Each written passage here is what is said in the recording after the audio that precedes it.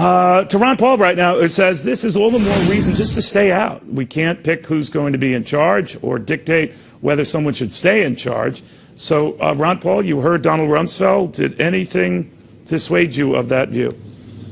Hardly, and hardly should he be considered an expert on the region. He gave us Iraq and Afghanistan, and he was buddies with Saddam Hussein. You know, he worked with him when Saddam Hussein was actually using poison gases. And look at where Iraq is today. It's a disaster. It's more allied with Iran right now.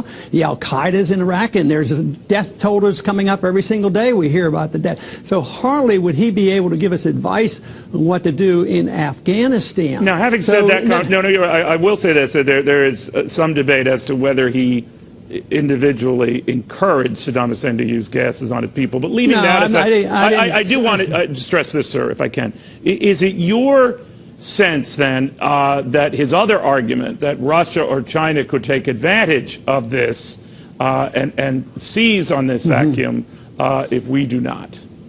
I didn't make that accusation, just to clarify, but we as a country, and he part of it, actually we were allies with Saddam Hussein, but that's a different subject. You're asking about the danger of escalation, really, with Russia and China. I think it's very, very serious, and I think the markets are telling us that, and I think the price of oil is telling us that, because it's really a big thing. So, yes, you know, it's supposed to be a token. I think one of the reasons why they say, well, this isn't regime change, because we're not really positive who set off the gas.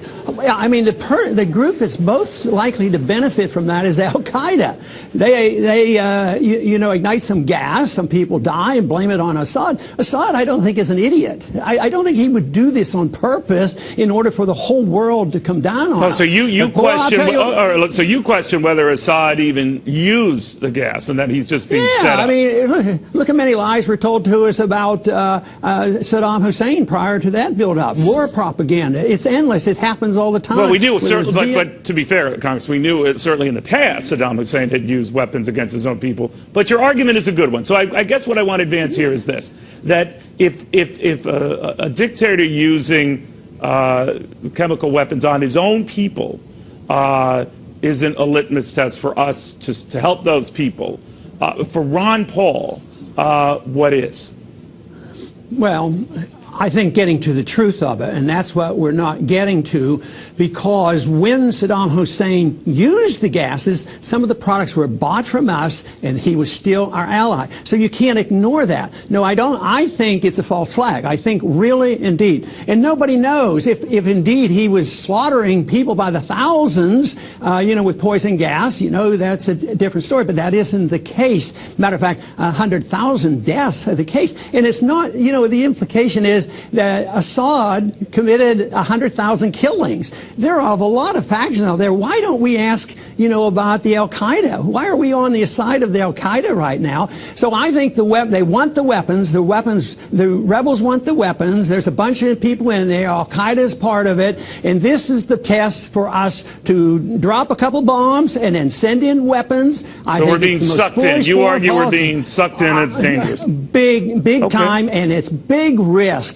This can escalate, and Russia could get involved. What if there's an accident and 100 Russians get killed by our bombs? Who knows? Some type of unintended consequences. Wars always expand because of unintended consequences. They always provide short-term war. Just think of all the promises on Iraq. Short-term, not much money. In and over. Out, we'll get their oil. No, all don't believe it. We should look at what's best for America, and not trying to pick sides in an impossible war like this won't be on the side of the American people, and the American people right now, by a very large majority, are opposed to this war. The Constitution can't support this war, and morally we can't support this war, getting involved in a civil war and a strife that's been going on in that region for thousands of years. Well, you're right about this, Congressman. We have very unclear rationale for doing what we're doing. We shall see. Ron Paul.